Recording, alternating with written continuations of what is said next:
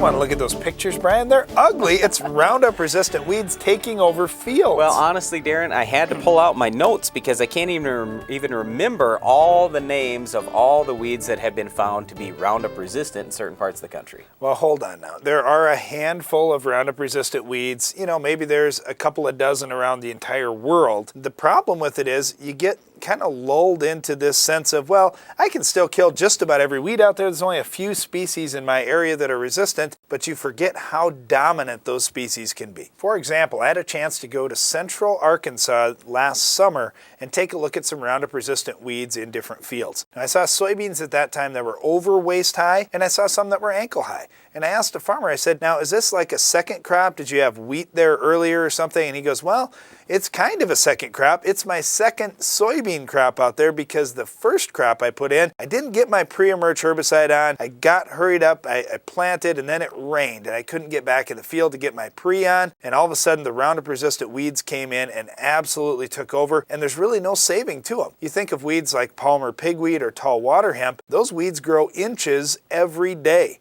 And if you have a week where you can't get in the field and you have warm conditions, all of a sudden you've got a foot tall water hemp that you just can't get with any rescue treatment. So what he did is went back and disked up that field and seeded again.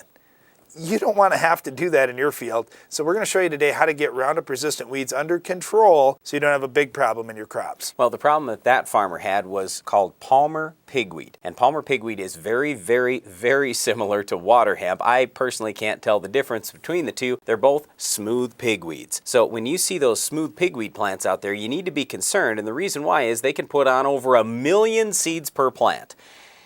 That's a lot of seeds. That's a lot of weed seeds. If you have literally one plant out in a field, then next year you could have hundreds of thousands of Roundup-resistant weeds. So we get concerned about that. And when you start looking at all these weeds that are building tolerance to Roundup, or maybe even Roundup-resistant in your area, it's getting to be a big list. So I mentioned the water hemp or Palmer pigweed. Then there's mare's tail, common ragweed, giant ragweed, lamb's quarters, wild buckwheat, morning glory, velvet leaf, kochia. Those are all broadleaf weeds. We're also starting to see problems with a couple of grasses, Italian ryegrass and Johnson grass. It's a big list, Aaron. What are we going to do? Well, even barnyard grass, Brian, is starting to be Roundup resistant or suspected to be Roundup resistant in certain areas. You know, once those grasses are not able to be controlled with Roundup, we've really got some issues. Because when it comes to broadleaf control, there are a lot of choices, especially in a crop like corn or wheat. There's lots of broadleaf control choices. We don't really need Roundup for control of many weeds. And then you look at crops like soybeans. Those are tougher ones for broadleaves, but we do have some other options for grass. So let's get into some of these crops and figure out exactly how we're going to control Roundup-resistant weeds. Okay, so let's take the tough one first. And soybeans is one of the most difficult crops to control the Roundup-resistant weeds because most of the Roundup-resistant weeds, like Darren said, are broadleaves. When you've got a broadleaf crop, trying to kill a broadleaf in it is very hard to do. I mean, you probably remember when you switched to Roundup crops years ago, the reason why is because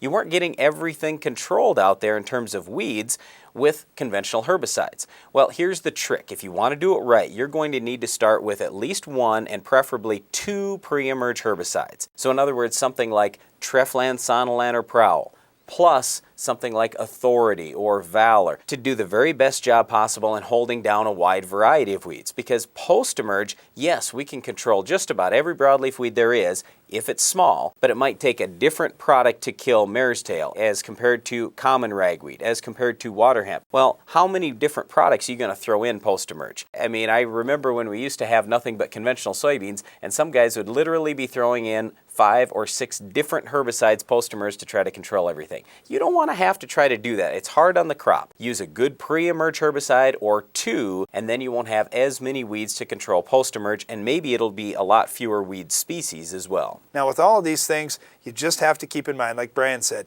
get multiple products out there. Don't just rely on one product, and think about different modes of action. When it comes to broadleaf control, there are quite a few choices pre-emerge in soybeans. Let's talk about the post products. The most important thing that I can't stress to you enough is you've got to control your broadleaves post-emerge in soybeans when they're 2 to 4 inches tall. Not 2 to 4 feet tall like you may have been able to do with Roundup. We're talking 2 to 4 inches tall. So you've got to be out there early. You've got to be scouting your fields. You got to stay ahead of this thing. Otherwise, you're in trouble. Okay, so when we talk about pigweeds, Palmer pigweed, water hemp, the best product in our opinion is FlexStar. Now we don't like to use a real high rate of FlexStar. We prefer 12 ounces. In some areas of the country you can use 16 ounces. We like 12 because we get worried about carryover to the next crop. But FlexStar is a real good product when it comes to those pigweeds. There are other products that are not too bad besides that, but FlexStar we believe is the best. Don't forget about Cadet as well. That's another good helper product in soybeans, also in corn, on the pigweed species if you get them small. Now Cadet can help out on several other weeds too. Let's talk about mare's tail, for example. When we're looking at mare's tail control, I like Cadet, but I even like First Rate just a little bit better. It puts a nice burn on those mare's tail, but you have to get out early. That's the tough thing with mare's tail. That's a winter annual, so it's going to have good size to it in the spring. If you can't get it with a burn down with something like Gramoxone or Ignite, then you're talking in-crop applications. If you're a Roundup crop, probably your best bet is First Rate, but again, here's where those Liberty Link soybeans come in. I really like Ignite. Okay, but you talk about mare's tail, I like FlexStar Classic combination. That's where on our farm we had the best luck controlling that weed. But when it comes to mare's tail, let's not forget about pulling out the iron. Using some tillage if you need to do it, because mare's tail is going to be up before your soybeans are. Why not control them with tillage? Otherwise, like Darren said, use Gramoxone. The other weed that I like to talk about in our area is lamb's quarters. What are you going to do for lamb's quarters control if you don't have Roundup? That's easy. That's cheap, Brian. You start looking at Harmony. That's been a fantastic product. It's the old Pinnacle, but it is going to stunt those soybeans just a little bit. You'll see a shortening of the internodes, so be prepared for that. But it does a really nice job on lamb's quarters. The other weeds are common and giant ragweed. What do you suggest there? Well, common ragweed, I like First Rate the best. Cadet is a nice helper, though, on common and giant ragweed. Resource is a helper also. It's kind of the second thing that I'd throw in. I wouldn't do it all by itself, but that could be effective in some cases as well. When you bring up Resource, how about velvet leaf? Well, when you talk about velvet leaf, that's really easy. And we aren't really seeing big issues with velvet leaf control because Cadet and Resource are both labeled up to, I believe, 30 or 36 inch tall. But how about wild buckwheat? We are seeing issues with that. Roundup doesn't control wild buckwheat very well at all. Wild buckwheat's another easy one in soybeans. You put a little bit of Pursuit out pre-emerge, or you use Pursuit early in the season post-emerge. It has nice residual on wild buckwheat, but you can't let that wild buckwheat vine out, otherwise it's very difficult to control. We spent a lot of time talking about weed control in soybeans. Real quickly in corn, if you've got Roundup resistant broadleaves in corn, give me 2 or 3 products you could use pre and post. Well, the best thing you could do is probably use Status. Most of the Roundup resistant weeds, Status post-emerge does a good job, but you can't use that cut rate, that Roundup ready rate, where you're using a quart of Roundup and 2.5 ounces of Status. You need to use 5 to 7.5 ounces of Status, whatever the maximum label rate is at the crop stage and in the state where you live.